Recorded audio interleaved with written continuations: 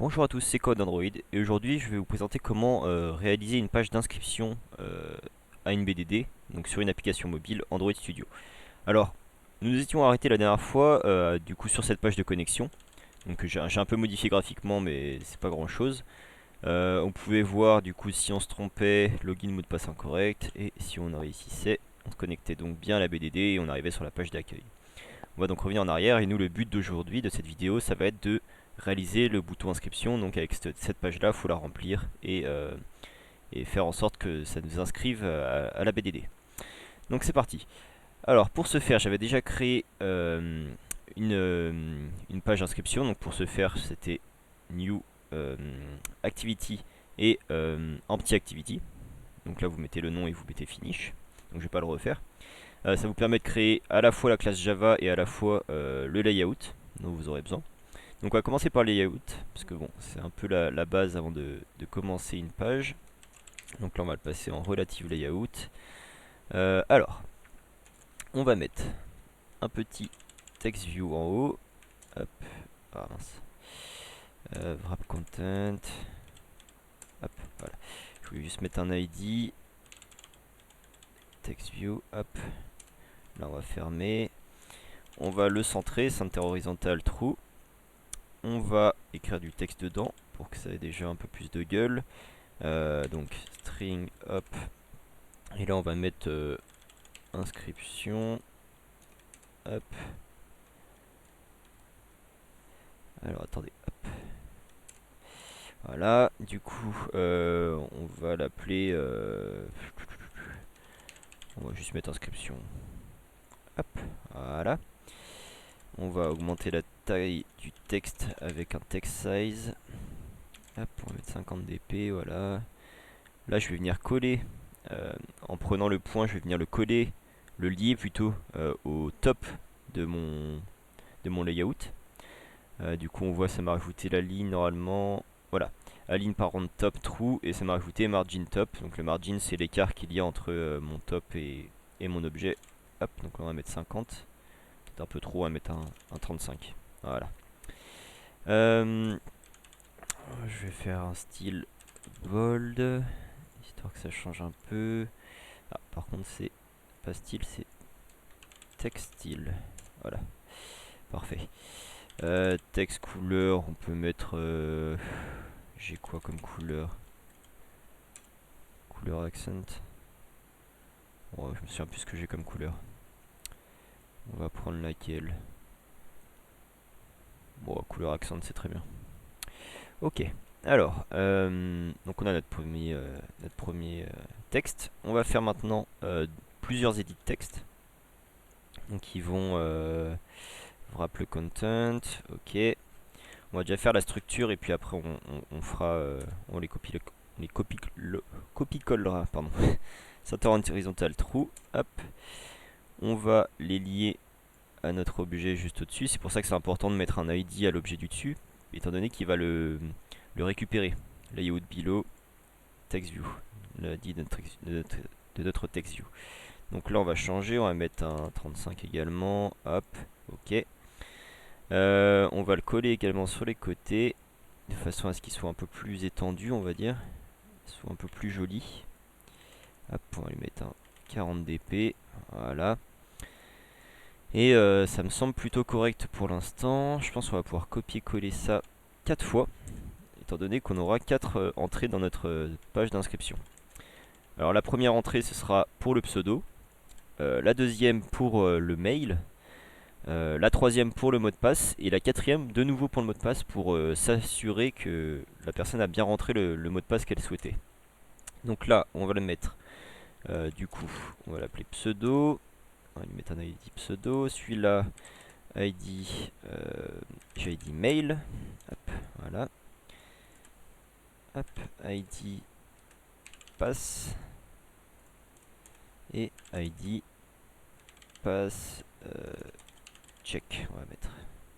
Ok, maintenant ce qu'il va falloir c'est éloigner un peu le margin top, histoire qu'on éloigne. Ok, on va mettre un peu plus loin.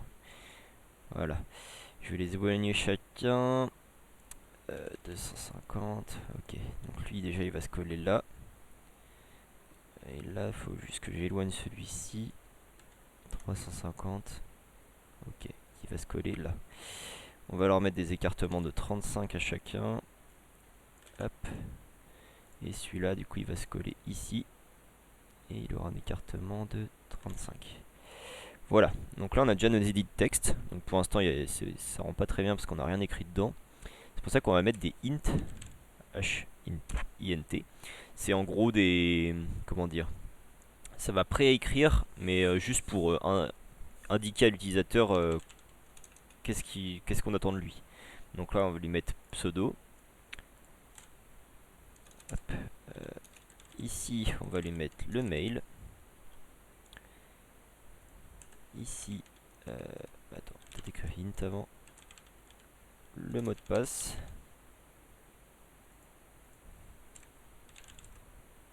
Et là on va lui mettre confirme password. Ok. Juste mettre une majuscule. Et pareil à pseudo. Ok. Donc là ce qu'on va faire c'est pour égayer un peu tout ça et indiquer un peu mieux à l'utilisateur, on va lui rajouter des drawable left. Donc là on va lui mettre personne. Ah, autant pour moi, je vous ai pas expliqué comment on faisait ça. Parce que je l'avais déjà fait dans la précédente vidéo. Donc en gros vous allez dans votre dossier res, clic droit new, vous allez ajouter un vecteur asset, et donc là vous allez avoir, si vous cliquez sur la petite icône de lock, enfin normalement vous n'aurez pas lock, normalement vous aurez autre chose, c'est la dernière chose que j'ai faite, vous allez avoir beaucoup d'icônes qui vous permettent d'exprimer un peu ce que vous voulez. Donc par exemple si je tape mail, voilà, je peux prendre celui-ci par exemple, et du coup avec ce nom là, ce sera le nom qu'on va retrouver ici, drawable slash IC Baseline Mail Outline 24. Vous pouvez augmenter la taille, vous pouvez changer la couleur si vous le souhaitez, faire tout type de choses. Donc voilà. Donc là vous mettez next, finish. Et du coup là, pour mon mail, je peux mettre drawable left. J'écris mail, voilà, il me le trouve. Donc ça permet d'être un peu plus... on voit pas très bien, voilà, ça rend un peu plus joli on va dire. Du coup, on va faire la même chose pour ici. On va lui mettre le lock ouvert. Et là, je pense que je vais lui mettre le lock. On va essayer de trouver un lock fermé. Ou non, pas ici.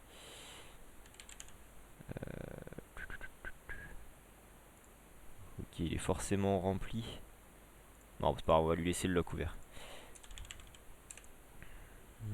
Hop, lock. Ouais, voilà. C'est tout bon. Alors, maintenant, il va nous falloir rajouter un bouton en dessous qui va nous permettre de valider. Donc, on va lui mettre match parent pour la largeur et wrap content pour la hauteur. On lui rajoute un ID, btn, on va lui mettre valide. Hop. Center horizontal true. On va récupérer le top et on va le glisser sous le bouton confirme, l'edit text confirme password. Hop. On va lui mettre 50 ou 35, on va laisser comme les autres pour garder une harmonie. Là ce qu'on va faire c'est que je vais lui donner un style. Donc je sais pas si je vous avais expliqué ça. Attendez. On l'avait fait dans la page de connexion. Hop, pour avoir des boutons qui vont jusqu'au bout. C'était quoi exactement? Voilà. Non, pardon, je regarde pas le bon truc. Ok, si. Donc déjà on lui avait mis un background.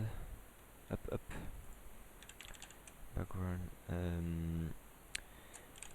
Color accent. Ok. Text couleur, on va lui mettre... Oh, j'ai pas de white. Ok, on va juste faire comme ça. Ok, on va écrire comme texte. String. Hop. Est-ce que je peux faire ça plutôt comme ça? Hop, ok. Ouais, c'est bien ce qui me semblait. Il me semblait bien que quand on voulait mettre des apostrophes, il nous bloquait. C'est pas grave, on va le faire comme ça. Au moins ce sera plus joli. Ok, on va juste mettre un texte style bolt. Parfait. Et voilà. Donc je pense que notre page est bonne. Maintenant on va pouvoir aller du coup dans notre page, dans notre classe inscription. Et on va récupérer déjà tout ce dont on a besoin. Donc public, non, pardon. Ça va être des private static button égale btn. On a du coup qu'un seul bouton. Btn valide, on va l'appeler. Hop. Pardon, autant pour moi, faut juste faut mettre d'égal. Private static, du coup on a des edit text qui sont importants. Donc on va récupérer le pseudo. On peut mettre ça. Le mail, le pass et le pass confirme. Là vous n'êtes pas obligé de mettre les noms qui correspondent au nom dans le layout. Ça va être ici que ça va être important. Du coup là on va définir nos boutons. Égal bouton find view by ID. Dans le dossier res, l'ID. Et là on va récupérer du coup btn valide. Voilà. Du coup maintenant on va passer aux edit text. Pseudo égale edit text find view by ID r.id. Hop, alors je vais juste faire ça. Mail. Hop. Passe. Hop. Et passe confirme. Hop. Voilà. Là du coup on va faire pseudo mail passe et passe check. Ok. Donc là on est bon. Maintenant ce qu'il va falloir faire du coup, on va créer une fonction public void register. Hop. Qui va donc nous permettre de nous enregistrer, le compte. Cette fonction va donc être appelée lorsque le bouton va être cliqué. Donc on va faire un bouton btn valide set onClick listener new onClick listener. Voilà, donc ça va vous créer la classe, enfin la fonction. Et là on a juste à écrire register, comme ça on appelle la fonction register qu'on a créée, qu'on est en train de créer plutôt.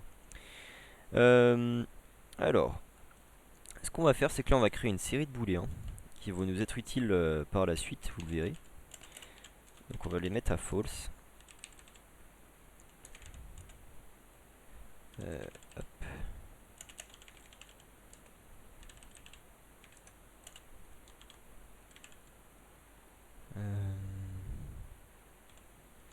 Donc vous allez voir pourquoi on fait ça. Ah, voilà.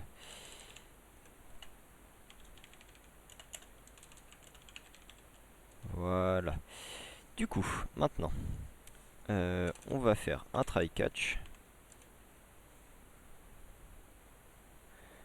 Donc l'exception qu'on va attraper, on va juste mettre un basique exception. Hop. C'est juste histoire de pouvoir faire fonctionner la connexion, étant donné qu'elle a besoin de try catch. On va juste lui mettre du coup un toast. C'est un message qui va être montré à l'utilisateur pour lui expliquer ce qui se passe quand même. Et on va mettre l'inscription à échouer. Oui, plutôt comme ça. À échouer, et on va l'afficher longtemps, étant donné que on veut que ce soit vu. Ok, donc ça c'est bon. Maintenant on va pouvoir s'attaquer à la partie intéressante, le try catch, enfin le try, plutôt du try catch. Donc au tout début, on va juste se connecter à la BDD avec notre fonction qu'on a créée précédemment, donc la classe fonction. New fonction, hop, voilà. Là on va devoir faire plusieurs choses. Alors déjà, on va devoir vérifier si le pseudo que la personne veut prendre est disponible. Parce qu'étant donné qu'on ne peut pas rentrer deux fois le même pseudo dans la BDD. Donc, on va appeler notre fonction qui se connecte à la BDD. On va créer une requête SQL juste ici. Donc, qui va être on va mettre en majuscule. Select all from, je crois qu'il y a une majuscule, je suis pas sûr. Utilisateur, je vais aller vérifier. Hop, je vous le montre en même temps. Ouais, j'ai une majuscule. Donc là, on va devoir récupérer tous les pseudos du coup. Where pseudo égale. Là, on va devoir fermer. Hop. On va mettre le pseudo que la personne a rentré. C'est un getText.toString. Voilà. Hop, hop. Et point virgule, point virgule. Voilà, notre requête SQL est prête. On va faire du coup le résultat de cette requête. On va lui demander result pseudo égale st pseudo. Donc là on récupère notre statement et on va exécuter la requête SQL. Hop, qu'on a créé juste avant. Du coup là on a notre résultat SQL dans result pseudo. On va juste faire un point next pour passer la première ligne de la requête qui est inutile. Et ensuite on va vérifier. Alors if result pseudo .getRow, donc ça c'est pour choper la première ligne, enfin pour savoir plutôt s'il y a des lignes. Donc si la requête qui nous a été retournée n'a aucune ligne dedans, c'est à dire que le pseudo n'a pas été trouvé, on n'a aucun pseudo existant dans la BDD, ça voudra dire que, la personne peut utiliser ce pseudo pour se connecter, enfin pour s'inscrire. Donc là j'ai bien mis la différence, donc ça veut dire que si c'est pas le cas, si le pseudo existe déjà, on va passer le tpseudo à true. Il n'y a pas de majuscule. Voilà. Ok, donc là on a fait la première partie sur le pseudo. Je vais juste... Ok. On va pouvoir passer maintenant à la vérification du mail existant. Je vais juste vous faire un peu... Hop.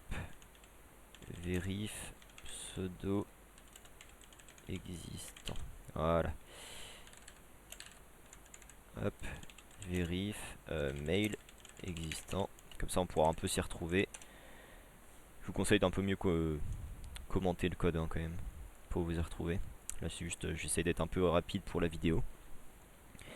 Du coup, on va créer une nouvelle... un email plutôt. Donc on va récupérer notre email.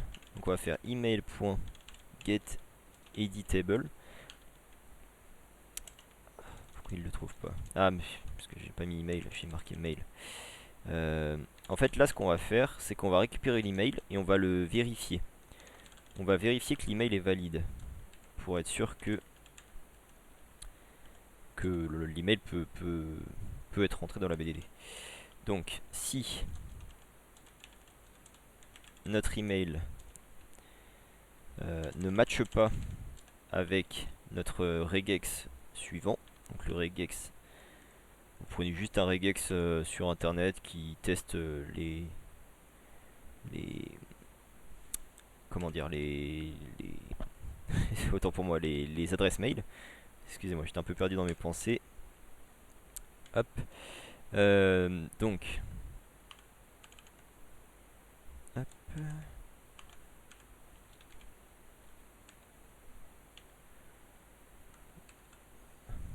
Donc là on va tester les numéros. Ça il n'y a pas de caractères spéciaux. Hop. Donc là c'est pour lui dire qu'on veut l'arrobase au milieu. Là il y a de nouveau une série de chiffres et de lettres. Hop. Et à la fin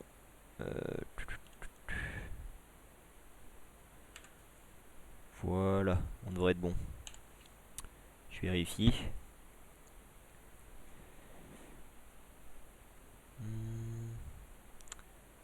Fait une erreur vers la fin là.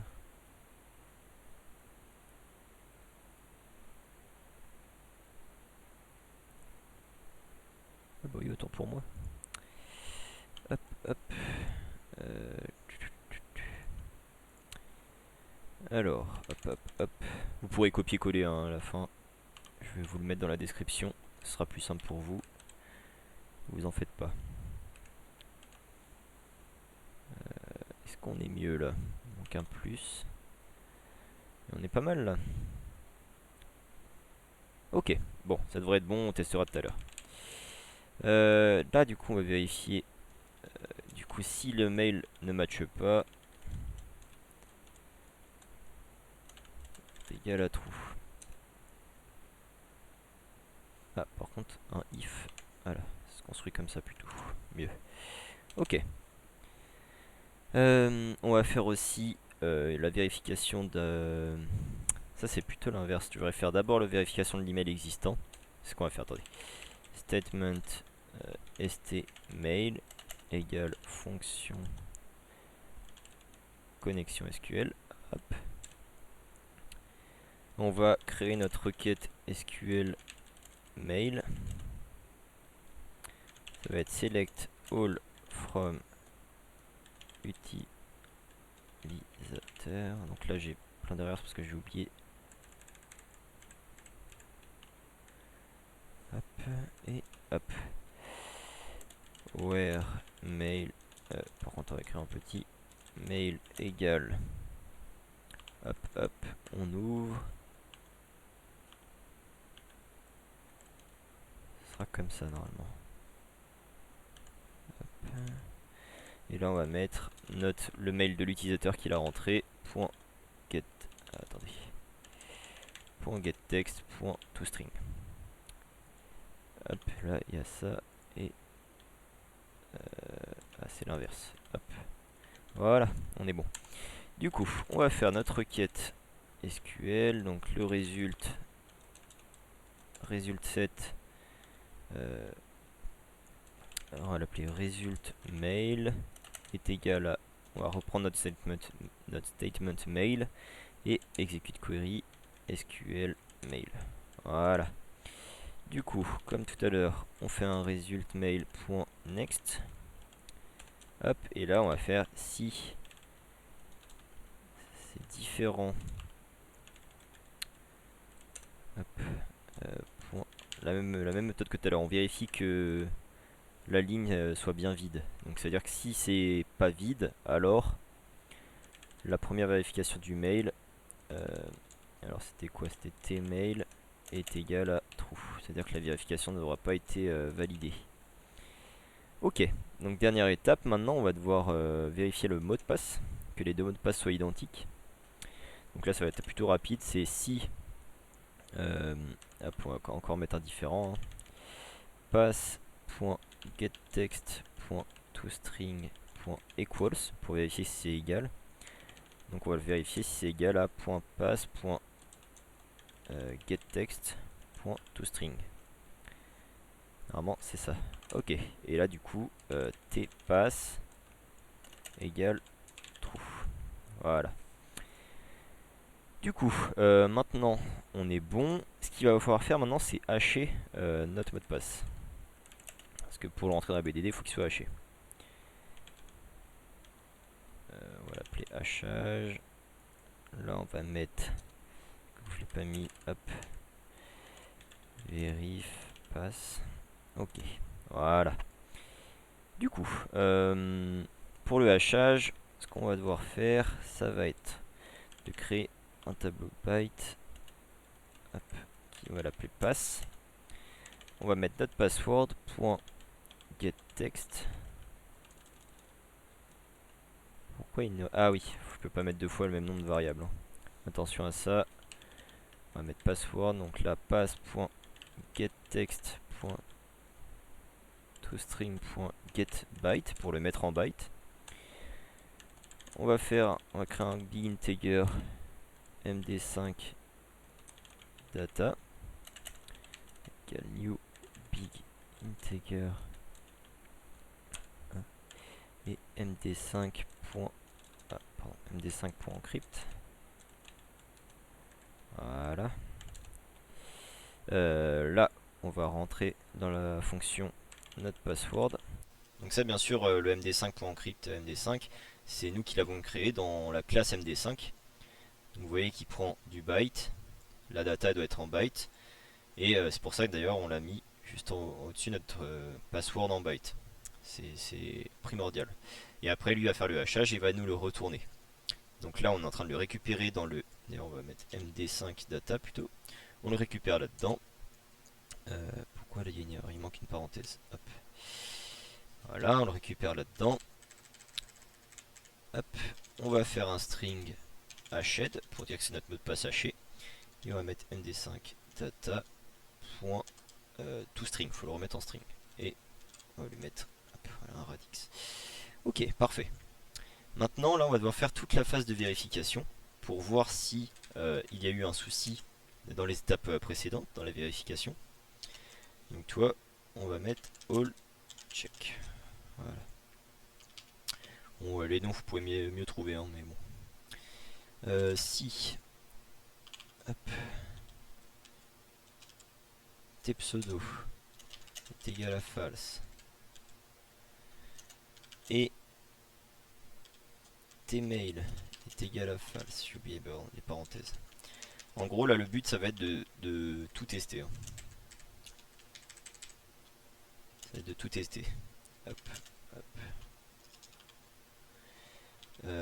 Tmail2 est égal à false. Et pass est égal à false. Ça veut dire que si tout est égal à false, il n'y a eu aucune modification. C'est-à-dire qu'à aucun moment, pardon, c'est rentré dans un if, ici, les if de nos tests. Et ça veut dire que tout a été vérifié et tout est bon. Du coup, si tout est bon, on va recréer un statement stinsert égale func. Comment ça s'appelle, connexion BDDSQL. Hop.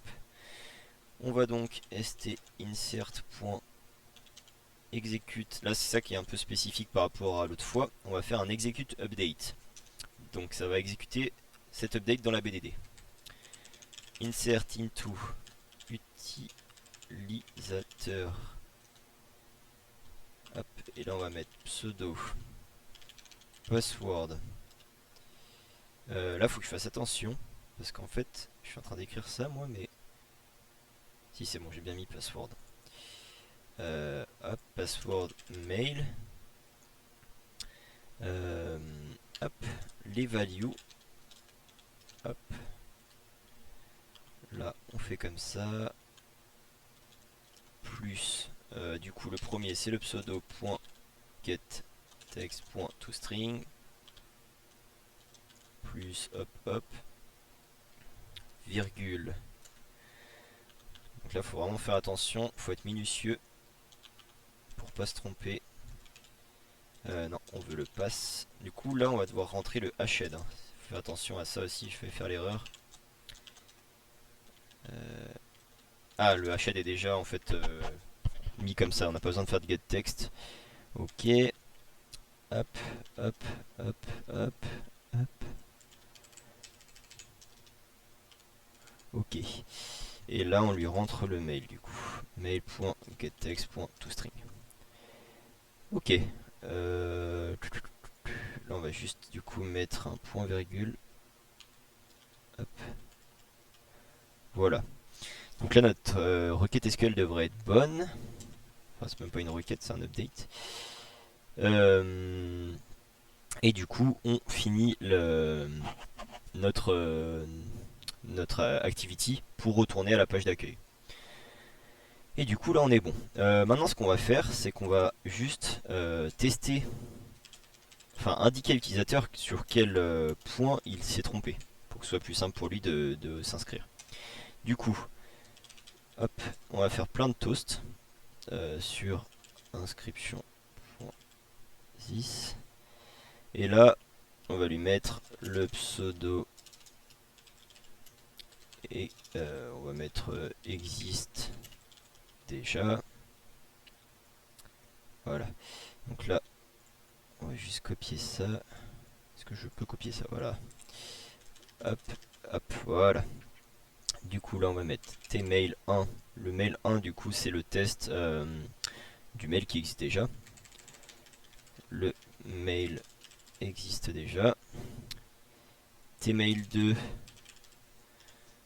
c'est le mail est invalide. Et tes mails, tes passes, pardon, c'est les deux mots de passe sont différents.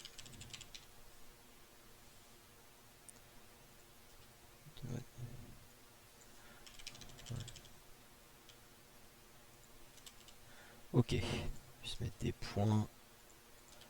Hop, hop, voilà. Et bah écoutez, on devrait être bon. On va pouvoir tester tout ça. En espérant qu'on n'ait pas fait d'erreur dans tout ce qu'on vient de taper. Ça fait quand même une bonne page. Donc notre page d'inscription s'affiche bien. On va ajouter l'utilisateur test, on voit qu'il existe déjà. Enfin on le voit pas mais moi je suis au courant. On le voit dans notre BDD, il existe déjà. Normalement il devrait me mettre une erreur. Test, je peux faire d'arrobase là-dessus. gmail.com. Password on va mettre test et test. Faudra bien sûr que je cache ça, hein, mais on va essayer de s'inscrire. Le pseudo existe déjà, parfait. Du coup on va mettre test. Hop, ouais, on va pas mettre ça, on va mettre test T. Ok, là on va changer les mots de passe. Les mots de passe. Pour qu'ils nous le disent. Les deux passwords sont différents. Ok, parfait. Et là, par exemple, on va montrer une adresse mail qui n'est pas valide. Le mail est invalide. Parfait. Du coup, hop, comme ceci. Et ben écoutez, on va pouvoir s'inscrire normalement, si tout a marché. Ah, l'inscription a échoué. Alors du coup, qu'est-ce qui a bien pu faire échouer l'inscription?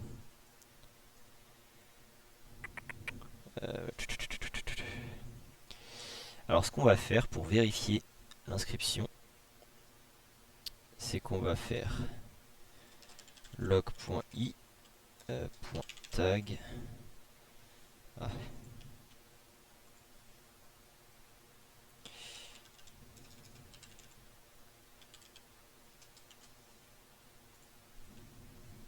Je le reconnais pas. Alors attendez. C'est ça que je veux.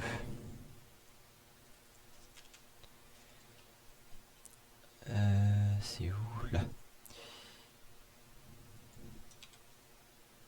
Voilà. Hop, et là on va lui dire, on va lui insérer tout ça. Pour voir notre requête SQL comment elle s'affiche. On va juste écrire AZERTY avant, c'est pour nous. Et on relance l'application.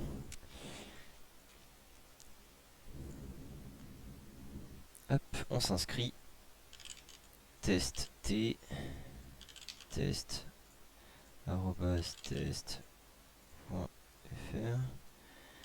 Test et test. L'inscription a échoué. Dans les logs, on n'a pas du tout notre requête. J'étais pas sur la bonne. Alors, voyons voir. Du coup, on va pouvoir prendre notre requête SQL et on va pouvoir directement la tester sur notre base de données. On va voir directement ce qui marche pas. Insert into utilisateur, pseudo, password. C'est bien ça, mail. Ok. On a notre hash, donc on voit déjà que c'est bien hashé. Je pense que ça va être l'ID user qui marche pas. Erreur de syntaxe près de la ligne 1.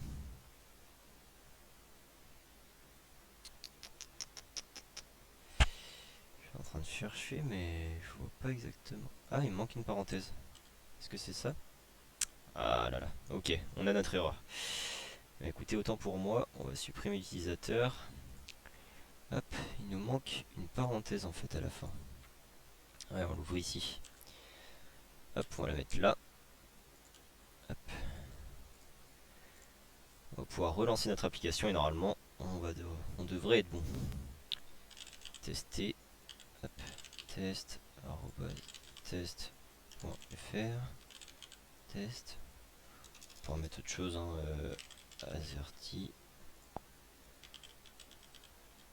Ok. On s'inscrit. Hop, on est bien revenu sur la première page.